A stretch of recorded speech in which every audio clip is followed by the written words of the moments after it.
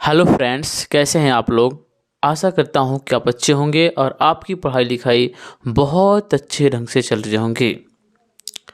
आज हमारा वीडियो 6:36 में शूट हो रहा है। इसका कहने का मतलब ये है कि शाम को वीडियो शूट हो रहा है, इसीलिए वीडियो को आप तक जाने में थोड़ा विलम्ब हो गया, देर हो गया। ठीक है, तो इसके लिए मैं आपसे सॉरी बोलता हूं कि आप नाराज़ मत होइएगा। ठीक है, हम अपनी विषय वस्तु को फिर से आरंभ कर रहे हैं। देखिए, आज का जो वीडियो होगा मतलब मिक्सचर टाइप के क्वेश्चन होगा, और ये क्वेश्चन जो है हमेशा एग्जाम में पूछ लिए जाते हैं। ठीक है, इस टाइप के क्वेश्चन जो है 5 नंबर में पूछे जाते हैं, 4 नंबर में पूछे जाते हैं, 2 नंबर में पूछे जाते हैं। लेकिन इसी क्वेश्चन को ऑब्जेक्टिव कैसे बना देता है और ऑब्जेक्टिव में पूछ लेता है, और उसको हम देखते ही देखते सॉल्व कैसे कर लेते हैं, आज उसी के बारे में हम बात करेंगे।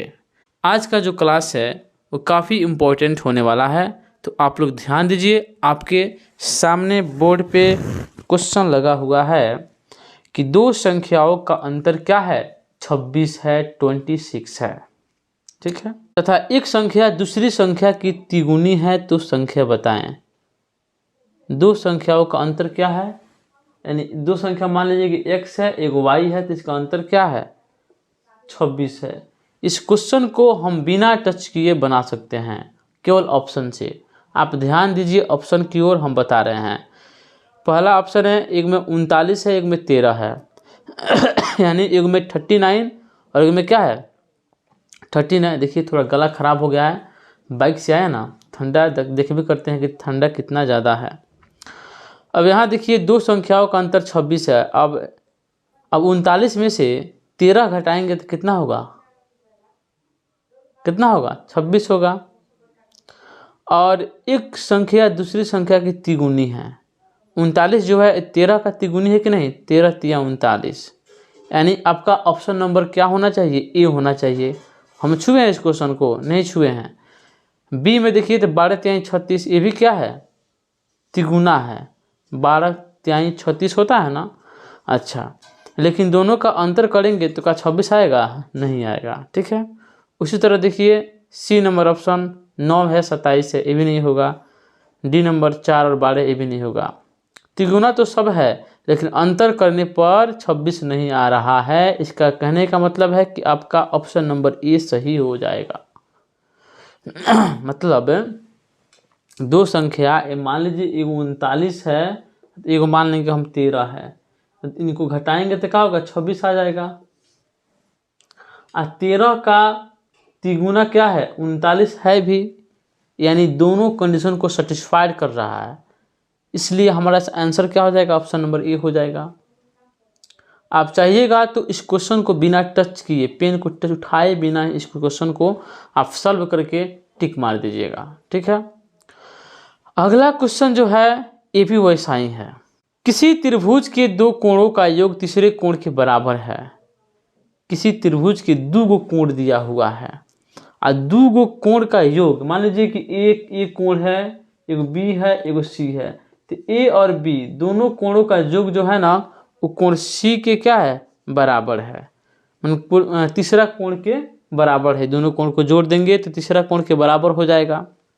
यदि दो कोणों का अंतर, अब देखिए अंतर, यही दो कोणों का अंतर क्या है, 30 डिग्री है, यानी 30 डिग्री है, तब त्रिभुज के कोण होंगे। अब यहाँ देखिए ऑप्शन नंबर ए, 30, 60, 90।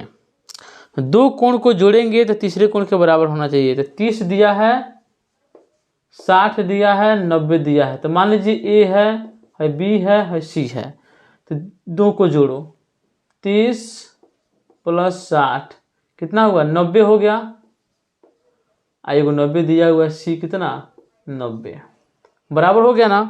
अब कराए, यदि दो कोणों का अंतर 30 हो, इस दो कोण का अंतर देखिए 30 है, इस दो कोण का अंतर देखिए 30 है, यानी हम बिना कलम चलाए इस क्वेश्चन पे टिक आउट लगा सकते हैं, यानी हमारा ऑप्शन नंबर ए होगा। इसको जोड़ कर देखिए, 30 और 60 कितना होता है, 90 होता है, और उसमें 90 जोड़ दीजिएगा तो कितना होगा, 180 हो जाएगा। आ गया ना, तीनों कोण जोड़े तो क्या हुआ 180 मिल गया, यानी त्रिभुज हो गया। उसी प्रकार देखिए अगला क्वेश्चन, दो समपूरक कोण। देखिए एगो पूरक कोण होता है, एक क्या होता है समपूरक कोण होता है। पूरक कोण का मतलब हुआ कि दो को कोण जोड़ेंगे ना तो आपको 90 मिलेगा। और समपूरक कोण का मतलब हुआ कि दो को कोण जोड़ेंगे ना तो 180 होगा। तो ये क्या कह रहा है 180 वाला बात है कि दो समपूरक कोणों में बड़ा कोण जो है ना वो छोटे कोण से 18 डिग्री अधिक है। जो बड़ा कोण है वो छोटे कोण से क्या है 18 डिग्री अधिक है। अब बताइए तो कोण क्या है। ऑप्शन नंबर ए को उठाइए, एगो में कितना दिया है 89 89 दिया हुआ है और 91 दिया हुआ है। बताइए 18 अधिक है इससे 9 8 17, 18 अधिक नहीं है, गलती हो गया। ऑप्शन नंबर बी देखिए 99 और 81, 99 है और 81 है। 81 में 18 जोड़ेंगे तो 8 1 9, 8 1 9, ये तो सही है कि इससे 18 ज़्यादा है। ठीक है, कोण को दोनों जोड़ दीजिए 180 मिलेगा तब ना। 9 1 10 का 0 हाथ लगा 1, 9 8 17 1 18, 180 मिल गया। यानी आपका ऑप्शन नंबर बी सही हो जाएगा, क्योंकि यही दो समपूरक कोण है जिसको जोड़ेंगे तो 180 हो जाएगा और एक कोण जो है वो दूसरे कोण से 18 अधिक है। यही कह रहा है तो हम बिना कलम चलाए भी इसको टिक आउट कर देंगे ऑप्शन नंबर बी को। हाँ, ये क्वेश्चन चौथा है जो काफ़ी इम्पोर्टेंट है। ये क्वेश्चन 3 नंबर में पूछा जाता है, 2 नंबर में पूछा जाता है, आप भास्ट कर दे तो 5 नंबर में भी पूछ लिया जाता है। इस क्वेश्चन को जरा ध्यान से सुनिएगा। दो संख्याओं का योगफल 50 है, 50 है। यदि उनमें से एक संख्या दूसरी संख्या का 7/3 गुनी हो तो संख्या है। अब देखिए ना option number A B C D 4 option दिए गए हैं, तो हम पहला ऑप्शन को उठा लेते हैं 35 और 15। 35 और 15 को जोड़ेंगे तो 50 हो जाएगा। आप बोल ही रहा है कि दो संख्याओं का योगफल 50 है, तो मान लिए कि संख्या एगो 35 है एगो 15 है, तो जोड़े हैं तो 50 हो गया। लेकिन उनमें से एक संख्या जो है दूसरी संख्या का 7/3 गुनी है। यानी मान लो एक 15 ले लेते हैं तो 7/3 गुनी करेंगे तो हमको कितना आना चाहिए 35 आ जाना चाहिए, तब न जाके सही होगा। तो देखिए 3 पचे 15 और 7 पचे 35, यानी हमारा ऑप्शन नंबर ए सही हो जाएगा। ठीक है, उसी प्रकार अगला क्वेश्चन है कि यदि किसी भिन्न के अंश में, देखिए ऐसा क्वेश्चन है पसीना आ जाता है, लेकिन आप जो है जैसा हम बता रहे हैं सिर्फ वह सुन करके आप आराम से इस क्वेश्चन को बिना कलम चलाए केवल दिमाग में सोच कर आंसर दे सकते हैं। ठीक है, देखिए यदि किसी भिन्न के अंश में एक जोड़ने पर, हम आपको समझाने के लिए कलम उठाते हैं, नहीं तो मैं सही टिक मार देते सच में। देखिए यदि किसी भिन्न के अंश में, तो भिन्न क्या होता है x/y, मान लीजिए कोई भिन्न है, तो अंश में एक जोड़ने पर और हर में एक घटाने पर भिन्न एक हो जाता है।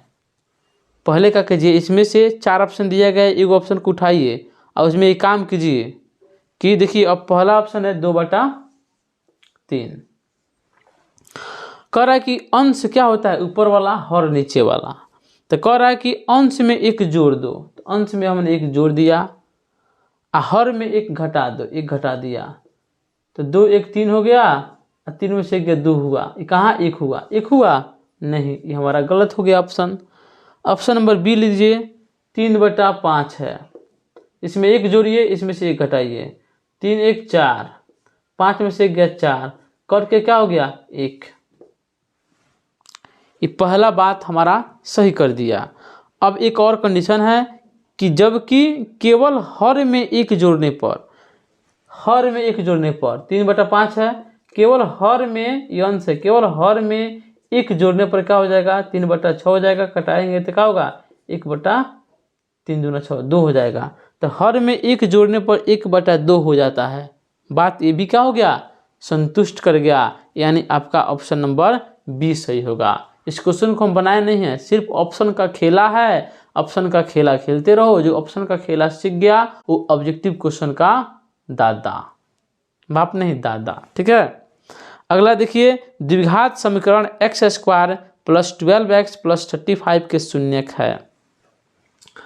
यहाँ देखिए क्वेश्चन जो इसलिए रखे हैं, ये क्वेश्चन जो आपके एग्जाम में आ रहा है। देखिए एक्स स्क्वायर प्लस में 12x 12x प्लस में क्या है 35 है 35 है।